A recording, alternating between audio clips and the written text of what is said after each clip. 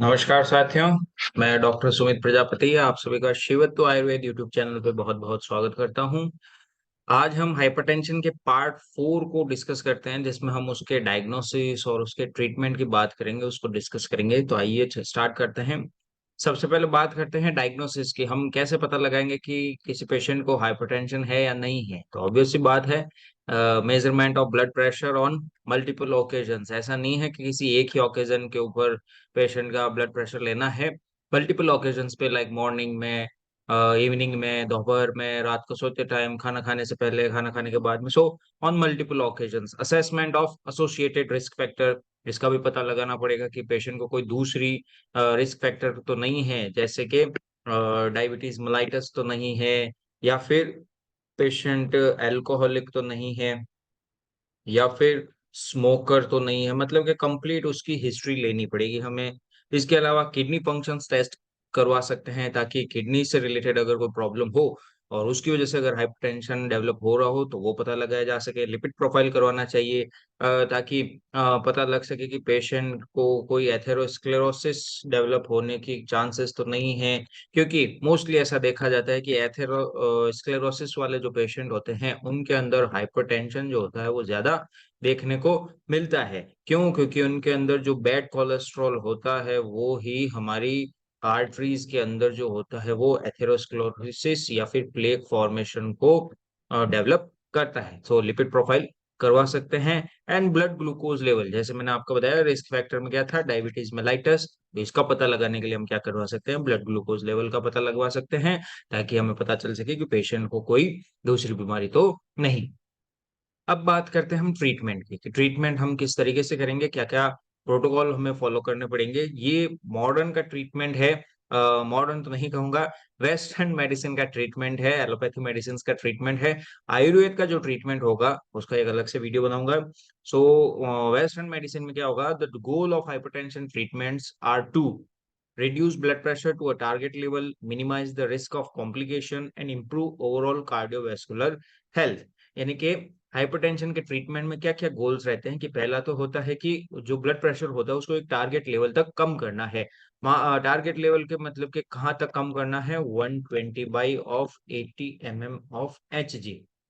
यहाँ तक पेशेंट का ब्लड प्रेशर जो होता है वो रिड्यूस करना है। Minimize the risk of complications, के अगर किसी को परसिस्टेंट हाई ब्लड प्रेशर है तो उसकी वजह से होने वाले कॉम्प्लिकेशंस को हमें रिड्यूस करना पड़ेगा, मिनिमाइज करने के चांसेस रखने पड़ेंगे। इंप्रूव ओवरऑल कार्डियोवेस्कुलर हेल्थ, यानी कि कार्डियोवेस्कुलर हेल्थ को हमें ओवरऑल इंप्रूव करना पड़ेगा, ताकि हाइपरटेंशन की वजह से कोई दूसरे प्रॉब्लम नहीं आ जाए, स्पेसिफिकली कार्डियोवेस्कुलर से रिलेटेड।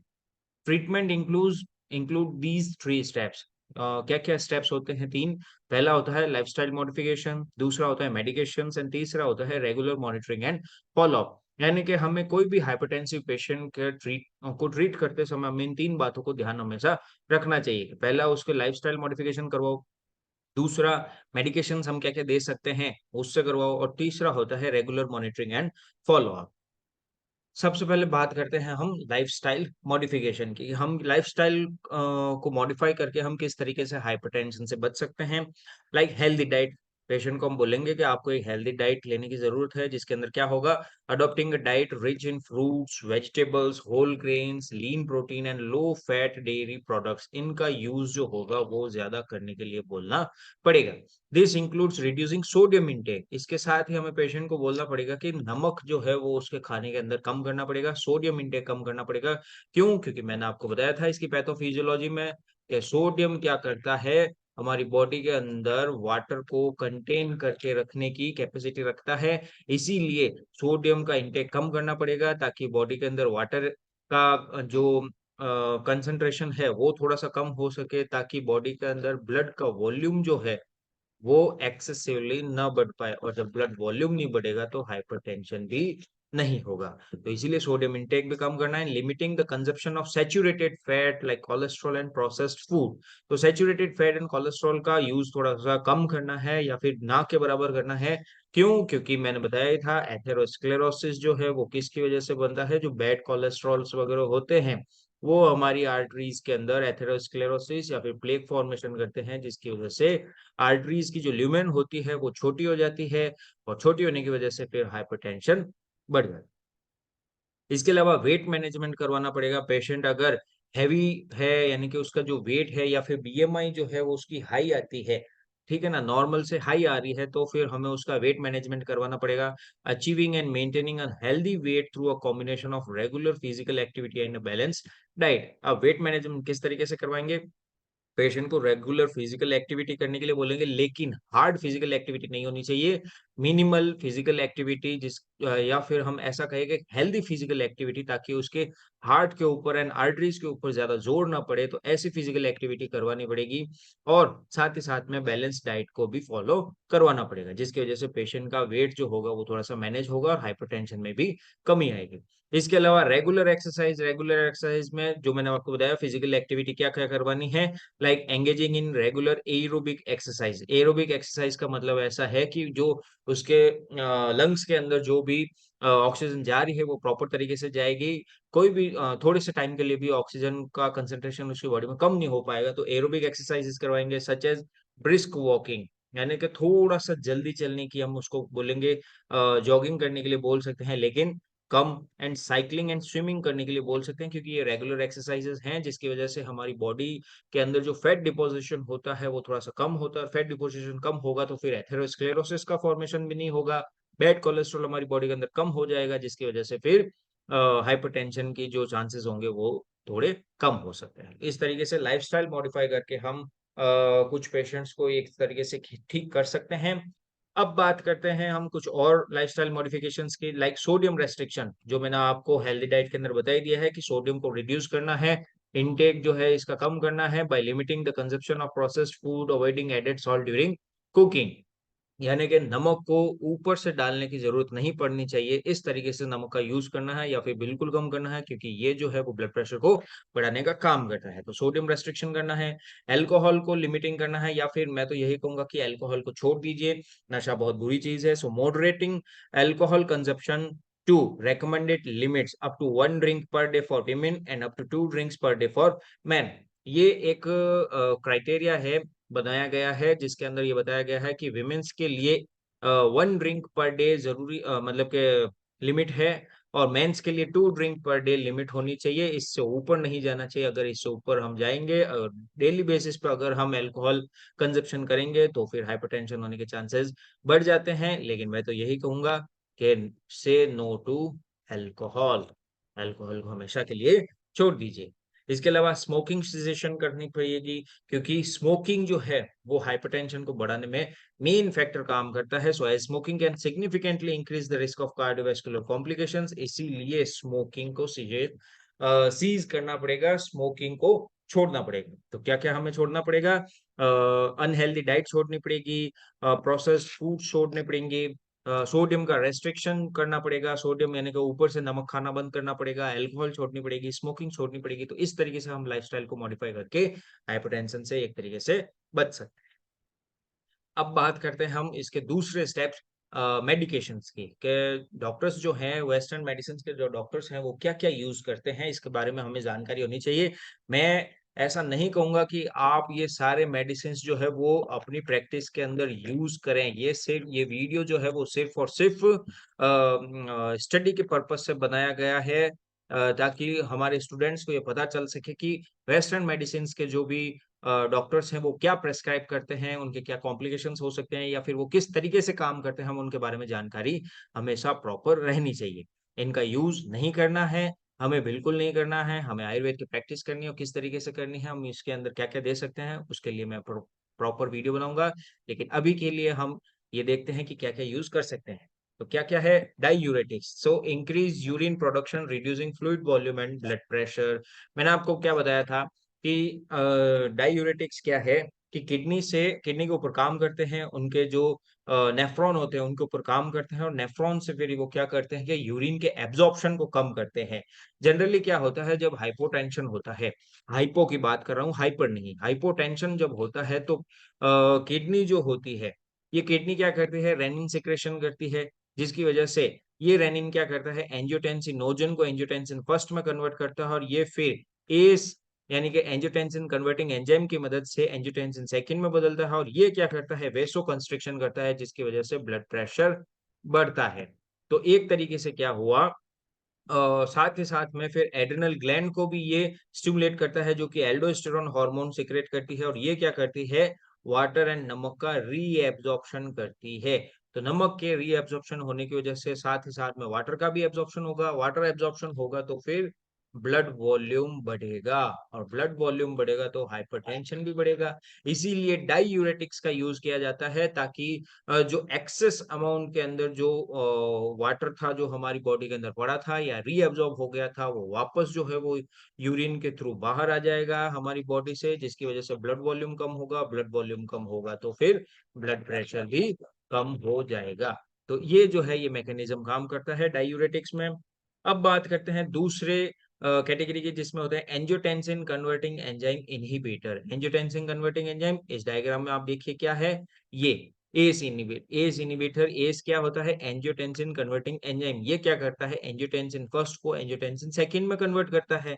कहाँ से सीक्रेट होते हैं, लंग से सीक्रेट होता है। और ये क्या करता है, इस एंजाइम का लिए इनहिबिटर है, यानी कि ये जो होता है, ये ड्रग्स की जो कैटेगरी है ये इस स्पेसिफिक एंजाइम को इनिबिट कर देती है, इसको काम करने से रोक देती है। तो जब ये बनेगा ही नहीं, ये कन्वर्ट होगा ही नहीं, तो फिर ये आगे वाली प्रोसेस पूरी की पूरी रुक जाएगी, हाइपरटेंशन नहीं होगा। ये क्या करते हैं, these dilate the blood vessels and decrease the production of angiotensin second. ये इसके प्रोडक्शन को बंद कर देते हैं या फिर कम कर देते हैं। Hormone that constrict blood vessels, जो मैंने आपको बता ही दिया कि एंजियोटेंसिन सेकंड किस तरीके से काम करता है। तो इसका एग्जाम्पल क्या है, हमें एग्जाम्पल हमेशा याद होने चाहिए, लाइक इनैलप्रिल, रेमिप्रिल, कैप्टोप्रिल। कैसे याद करेंगे कि जो एस इनहिबिटर्स होते हैं वो मेडिसिन जो होती है वो प्रिल से एंड होती है। आप देख ही लीजिए कि ये जो भी मेडिसिन है वो प्रिल पे एंड होती है, इनैलप्रिल, रेमिप्रिल एंड कैप्टोप्रिल। तो ये एस इनहिबिटर जो होते हैं वो इस तरीके से काम करते हैं। अब होते हैं एंजियोटेंसिन सेकंड रिसेप्टर ब्लॉकर। ये क्या काम करते हैं कि एंजियोटेंसिन सेकंड जो होता है ये अब आगे जाएगा तो किसी न किसी रिसेप्टर के ऊपर जाके जुड़ेगा, तब जाके ही ये काम करेगा। अब ये रिसेप्टर्स कहाँ कहाँ हो सकते हैं, एड्रिनल ग्लैंड्स पे हो सकते हैं एंड ब्लड वेसल्स की एंडोथेलियम में हो सकते हैं। तो ये इन रिसेप्टर्स को ही ब्लॉक कर देती है, ये जो मेडिसिन होती हैं ये इस रिसेप्टर को ब्लॉक कर देती है, जिसकी वजह से ये एंजियोटेंसिन 2 जो होता है वो इन रिसेप्टर्स पे जुड़ ही नहीं पाता है। ये एंजियोटेंसिन 2 इन रिसेप्टर्स पे जुड़ ही नहीं पाता है, क्योंकि ये इन मेडिकेशंस ने इसको ब्लॉक कर दिया। तो अब जो जुड़ेगा ही नहीं तो एड्रिनल ग्लैंड के भी ऊपर भी काम नहीं होगा, वेसल्स के भी ये नहीं अटैच होंगे, जिसकी वजह से वेसो कंस्ट्रिक्शन भी नहीं होगा और एब्जॉर्प्शन भी नहीं होगा। तो क्या क्या काम करती हैं, block the effects of angiotensin 2 on blood vessels. कौन कौन सी होती है, losartan, telmisartan and other medications होते हैं। अब इनको कैसे याद रख सकते हैं, दीज एंड्स विद सार्टन। कौन कैसे, नाम देख सकते हैं आप, लॉसार्टन, टेलमिसार्टन। तो सार्टन से जो एंड होती है वो कौन सी मेडिसिन है, एंजियोटेंसिन सेकंड रिसेप्टर ब्लॉकर या फिर एआरबी।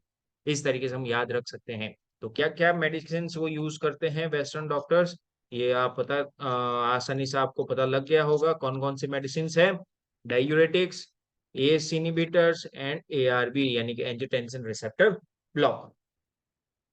और कौन कौन सी मेडिकेशंस हैं, लाइक कैल्शियम चैनल ब्लॉकर्स। ये क्या करती हैं, these relax and widen the blood vessels. अब ब्लड वेसल्स हैं, ब्लड वेसल्स में क्या होती है, कुछ मात्रा में हल्की फुल्की स्मूथ मसल्स भी पाई जाती है। अब जब स्मूथ मसल्स, आपने छोटी क्लासों में पढ़ा होगा कि मसल के कंट्रैक्शंस के लिए किस आयन की मैक्सिमम जरूरत होती है, वो होता है calcium ion.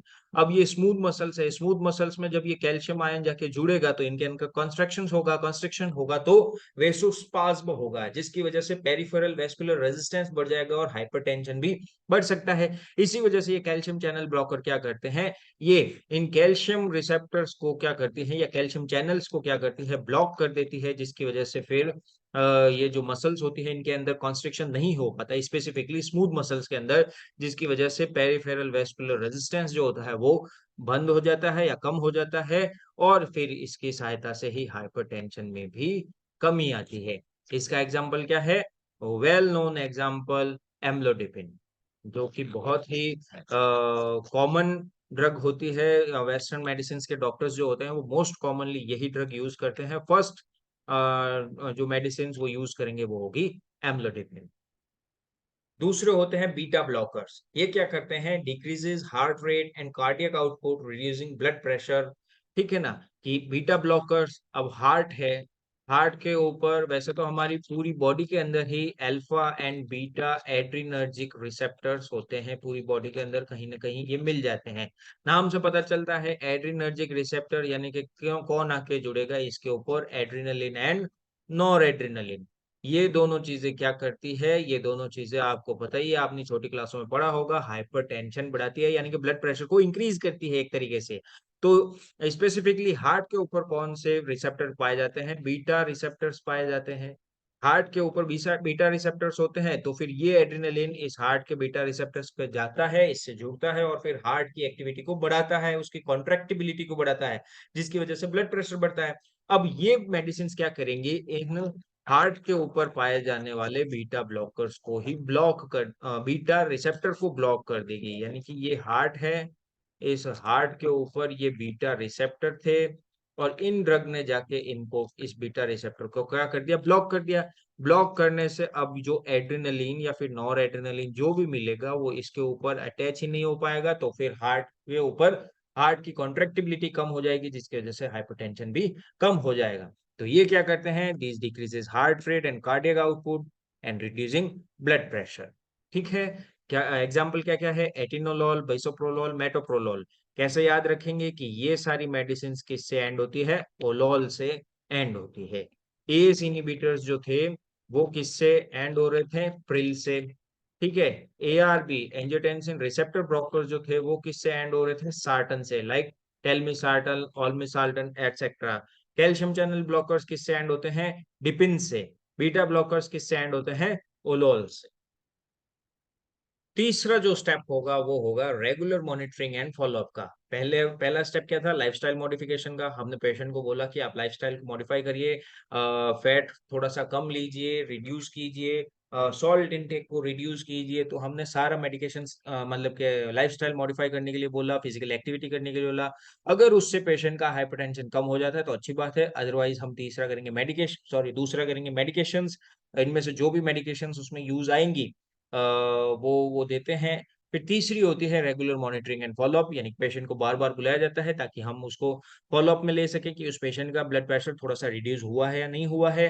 So blood pressure should be regularly monitored and follow up visit with health care providers are crucial. ऐसा नहीं है कि पेशेंट को अगर हम एक बार दवाई दे दें तो फिर वापस उस पेशेंट को देखना नहीं है, या फिर वो पेशेंट हमारे पास में आना नहीं चाहिए, क्योंकि ब्लड प्रेशर है, कभी भी शूट अप हो सकता है, लाइफ थ्रेटनिंग कंडीशन डेवलप हो सकती है। इसीलिए प्रॉपर फॉलोअप जरूरी है। पेशेंट को हमेशा बोलना पड़ेगा कि आप हर थोड़े दिनों के बाद में हमसे चेकअप करवाइए, ताकि ब्लड प्रेशर का हम मॉनिटर कर सकें। और अगर ब्लड प्रेशर के अंदर थोड़ी बहुत भी ऊंच नीच होती है, थोड़ा बहुत फेरबदल होता है, तो फिर हम उसके अकॉर्डिंग मेडिकेशंस भी चेंज कर सकते हैं। तो आशा करता हूँ कि आपको हाइपरटेंशन के पार्ट 4, जिसमें हमने डायग्नोसिस और ट्रीटमेंट की बात की, वो बहुत पसंद आया होगा। अगर आपको इससे रिलेटेड रिलेटेड कोई भी क्वेश्चंस एंड क्वेरीज हो तो आप कमेंट सेक्शंस में कमेंट करिए, मैं पूरी कोशिश करूंगा कि आपके उन क्वेश्चंस का जवाब दे सकूं। इसी के साथ ही thank you so much, please like share and subscribe Shivatva Ayurveda. Thank you so much.